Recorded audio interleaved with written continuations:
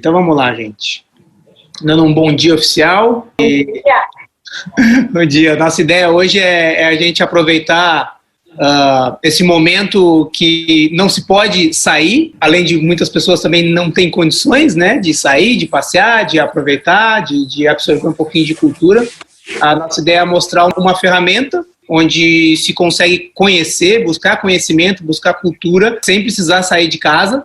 Ou até pela questão, não, isso é chato fazer, mas fazer uma prévia, né? Às vezes você pode planejar um passeio ou procurar algumas coisas que depois te deem muita vontade. Poxa, aqui eu quero realmente um dia ser minha meta de conhecer, né? Então você pode já olhar, pode estudar e pode fazer depois aquele comparativo de o que viu, do que pré-viu, né? Virtualmente, do real. Mas agora esse momento especial que é mais complicado de estar pessoalmente em qualquer lugar do mundo, né? É uma coisa legal de a gente fazer e às vezes poder deixar a cabeça sair aqui dessa nossa pseudo-prisão aí, né? Domiciliar ou da situação, às vezes, de vida e conseguir viajar um pouquinho, né? Então, passo o microfone para a Deise falar um pouquinho. Quando o Maurício falou, a gente tem que, né, mostrar um museu, uma coisa, fiquei pensando como é que a gente vai procurar o museu, né? O museu normalmente é cheio de artes, tem que escolher as artes principais, e eu não sou especialista nisso, e muito menos ele também. E aí, nessa busca, eu descobri o Google Arts e Culture, que é uma ferramenta do Google, onde tu entra e tu pode visitar museus do mundo inteiro. Então, tu tem opções de visitar gratuitamente, conhecer histórias de museus ou de cidades do mundo inteiro, que eu não sabia que existia e eu descobri essa semana. E aí a gente né, o que a gente vai falar ou não, qual lugar, fala de tal museu, não sei o quê. A gente pensou, por que não falar de uma coisa que é perto e é acessível para todo mundo? Então, primeiro eu vou mostrar para vocês aqui o site, Google Arts e Culture, vai aparecer. Tu pode botar aqui traduzir com o Google, então o Google Tradutor vai colocar para ti, já vai traduzir para o português, então não tem problema, porque está em outro idioma. Depois vocês vêm aqui no cantinho esquerdo da tela, tem essas 3 listrinhas. E quando tu pode colocar aqui, ó, perto de mim, explorar por temas, coleções. Vários filtros. Né? Vários filtros, assim, do que vocês quiserem, dá pra procurar. Como eu já sei o que eu quero ver, eu vou colocar, nós queremos... Aqui é uma coisa bem legal, que ele abre um mapa e mostra o mapa todo mundo e pode ir dando zoom e procurando os lugares assim como um mapa. Porque senão aqui vai pegar pra gente em Madrid mesmo, não vai pegar no Brasil. E aí eu resolvi mostrar um passeio que eu já tive a oportunidade de fazer pessoalmente, é um passeio gratuito, que é o Teatro Municipal de São Paulo, que é um lugar bem interessante para fazer. Agora, por conta da pandemia, eles estão fechados, né, com as visitas guiadas, mas é um passeio que tem visita guiada e que tu pode fazer gratuitamente, só tem que chegar lá um pouquinho antes.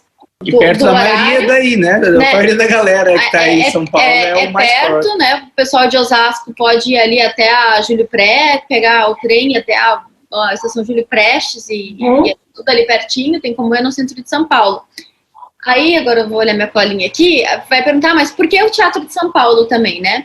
Então, o Teatro de São Paulo é um dos mais importantes teatros que o Brasil tem e é um dos cartões postais da cidade de São Paulo.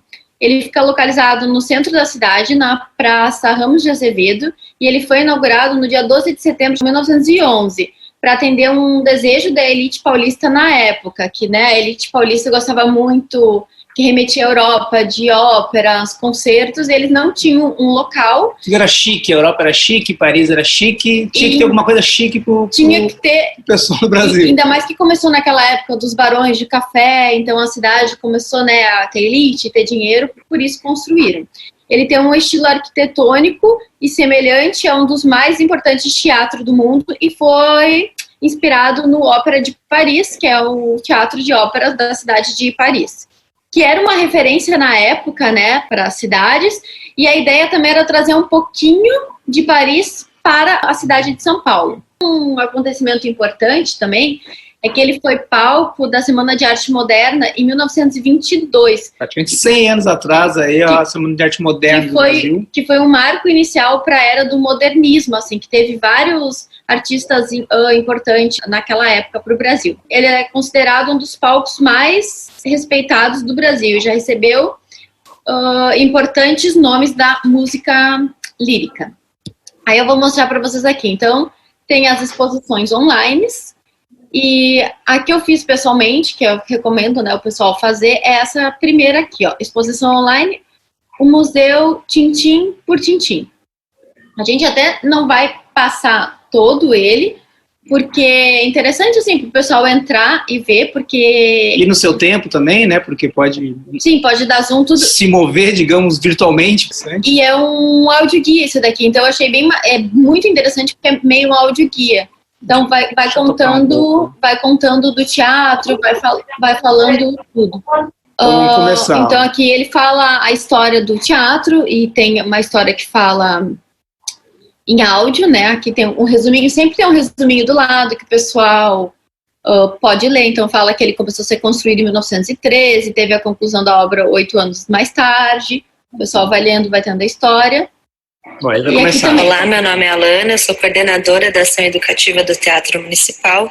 Nós vamos começar a nossa visita pelo saguão do teatro. Aqui no saguão é interessante a gente pensar um pouco o contexto histórico do prédio, que começa a ser construído em 1903 e fica pronto em 1911, tendo sua noite de inauguração no dia... Só para vocês verem aqui o que fala, enquanto ela tá falando, tem como tu dar indo zoom na imagem e podendo ver, então dá uns 360 no teatro, tá? É possível, pessoal, indo dando zoom, ó, aqui é a entrada do teatro, e aí tu pode ir escutando e acompanhando. Tem horas que eles vão falar de algumas coisas mais detalhadas, e aí é interessante. 12 de setembro. A construção do prédio é assinada pelo escritório de Ramos de Azevedo, que trabalhou em colaboração com outros 2 arquitetos, o Cláudio e Domiciano Rossi. A construção do prédio se deu através de uma contrapartida entre a Prefeitura e os Barões do Café. A Prefeitura ofereceu 50 anos de isenção total de impostos a quem se dispusesse a construir o prédio. 3 barões aceitaram o acordo. Para iniciar essa construção, os arquitetos se inspiraram na Ópera Garnier de Paris e trazendo aqui para o teatro não só o estilo europeu, como também bastante material pronto da Europa. Aqui nós temos um estilo eclético de arquitetura. No teatro nós encontramos traço do barroco, renascimento, arte nouveau e neoclássico, por exemplo, como nós podemos ver aqui nessa coluna de granito, que foi extraída da região de Lajeado, aqui em São Paulo. A gente vai passando. O teatro possui uma... e ele vai falando sobre a coluna de granito e vai dando detalhes. Você consegue indo dar zoom. A decoração do teatro é carregada de muitos significados, principalmente do que vem da mitologia grega. Então, por exemplo, essas 2 estátuas de bronze, elas representam as 9 da mitologia grega. Aqui nós temos 2, representando todas as 9, que são as musas da arte, da ciência, da astrologia. Então, por isso que elas carregam um pergaminho, um globo. Esses vitrais que nós encontramos aqui no saguão, nós acreditamos que tenham sido feitos aqui em São Paulo, porque na época as pessoas não tinham tanto cuidado de documentar a origem dos materiais e etc. Eles têm uma característica que leva a gente a acreditar que eles tenham sido feitos aqui, em São Paulo. E aí a gente vai passando e ela vai dando explicação em todos os áudios, falando de cada um, o que é, o que significa. É bem interessante, tem bastante da cultura mesmo, isso, greco, romana, essa parte aí tem esses vitrais, tem bastante coisa bonita, aí já começa a poder também caminhar. Olha, isso é legal, porque eu não lembro quando teve a visita de ter visto. Aí caminha por dentro, muito legal. Chegamos aqui no Salão Nobre. Salão Nobre que já foi chamado de Salão de Festas, porque era usado mesmo para ter muitas festas aqui, bailes e recepções, inclusive baile de carnaval, era uma tradição aqui. Hoje em dia não mais, pela própria preservação do espaço. Esse salão ele foi inspirado na Galeria dos Espelhos do Palácio de Versalhes. Por isso, tantos espelhos e vitrais que dão essa sensação de amplitude para a sala. Aqui nós encontramos itens do mundo todo. Então, por exemplo, os espelhos que a gente vê aqui vieram da Bélgica, assim como esses cristais ali do lustre. No espelho também tem essa decoração representando mais uma vez o sátiro. Essa sala é muito legal quando tu vai visitar pessoalmente. Eu estava até com a minha filhada, a gente se deita no chão, né, para poder ver a pintura. É muito bacana mesmo ver pessoalmente tudo, então é um passeio que eu acho que vale super a pena. Legal.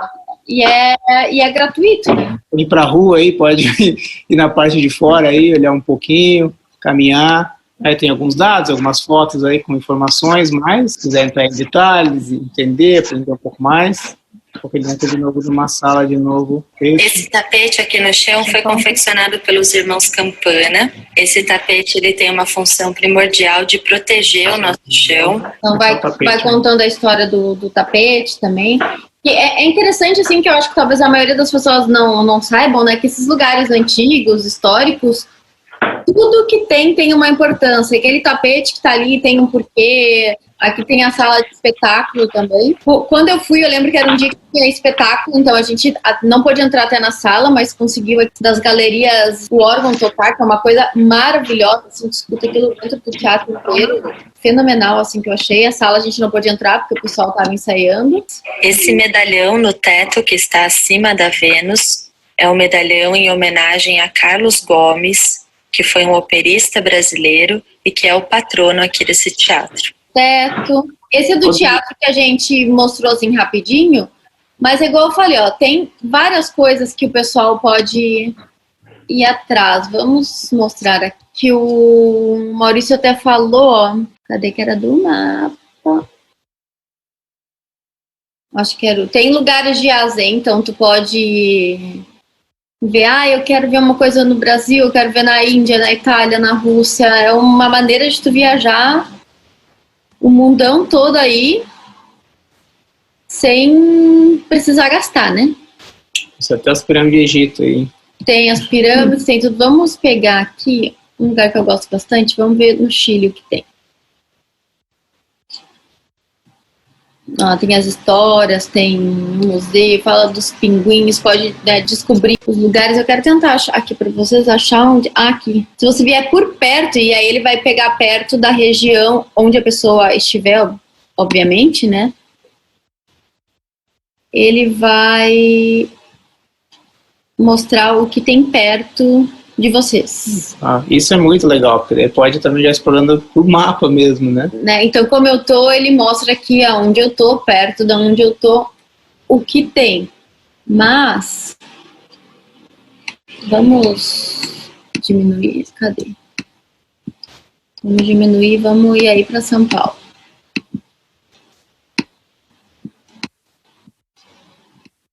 A gente tá meio ruim aqui porque eu estou sem mouse. A gente pode ir chegando perto, ó, vai. Dá para ir visitar o Cristo Redentor no Rio de Janeiro. Ele vai mostrar em São Paulo e já vem meio por região, ó, o que tem para ver. Então tem o museu Da língua portuguesa, que era muito legal. Era uma coisa muito legal que gostava muito de... que eu acho que não reabriu ainda. Teve um incêndio, infelizmente, mas era muito legal, muito interessante para saber a cultura de onde veio a nossa língua. Só que aqui tem, ó, uma viagem pela língua portuguesa. Então, uma parte da exposição, né, que depois do incêndio ainda não reabriu, você consegue vir aqui e ver um pouquinho a história da língua portuguesa. Tem um videozinho, então eles vão falando, vão contando a história. E ali, se a pessoa tiver curiosidade, ela fica aqui, ó, uma semana na frente do computador, viajando pelo mundo inteiro e descobrindo tudo, né? Então, você pode ir navegar. Aqui é igual o Buzz Lightyear lá, o infinito e além. Tem muitas coisas. Era uma ferramenta assim que eu não conhecia, eu achei muito legal. Isso para passear, para descobrir, para preparar férias, qualquer coisa. Achei bem bacana. Deixa eu voltar aqui. E era isso que a gente tinha para mostrar, né? Não sei se quer falar alguma coisa a mais. Que a ideia era essa mesmo, do pessoal dar uma explorada, principalmente para descobrir algum lugar que gostaria muito também, de tentar ir pessoalmente e poder fazer a comparação, né? Mas e quando não se pode, ou não se pode ainda, né? Conseguir viajar um pouquinho. A ideia foi fazer esse aí que era bem perto e relativamente curto, Mas a gente pode começar a fazer enquetes também, a gente pode sempre, antes de um próximo encontro, pré-eleger aí uns 3 e ver o que o pessoal gostaria mais de fazer. E quem for apresentar, dar uma estudada prévia, né? Dar uma resumida, de repente, só para fazer também uma apresentação, para quem não está podendo acessar, né? Para o dia que for acessar, ficar guardado aí também nos nossos históricos, né, do YouTube e da ONG. Essa era a nossa ideia mesmo, passar esse poder dessa ferramenta aí, essa possibilidade de ir além mesmo. A gente aproveitar o que a internet tem, né, gratuito ali, que a gente pode conhecer e saber. E o momento, né, é um momento que muita gente, além às vezes as pessoas não têm condição, agora é um momento que mesmo quem está com uma condição de poder ir, ou está de férias, ou tem como ir, não pode muitas vezes, né. Então, não tem por que não estar aprendendo, não estar explorando, ou não estar conhecendo as coisas com uma ferramenta bem legal dessa aí, né? Que está ao alcance de qualquer um, e inclusive até para descobrir lugares gratuitos, ou mais acessíveis, ou mais interessantes. Às vezes a gente já ouviu falar, mas aí podendo olhar um pouquinho mais de perto, realmente ver se é interessante mesmo, de se conhecer ou de se entender mais, né? E comparar e colecionar. Conhecimento é sempre válido, né? Isso nunca ninguém tira, ninguém pode tirar nunca, né?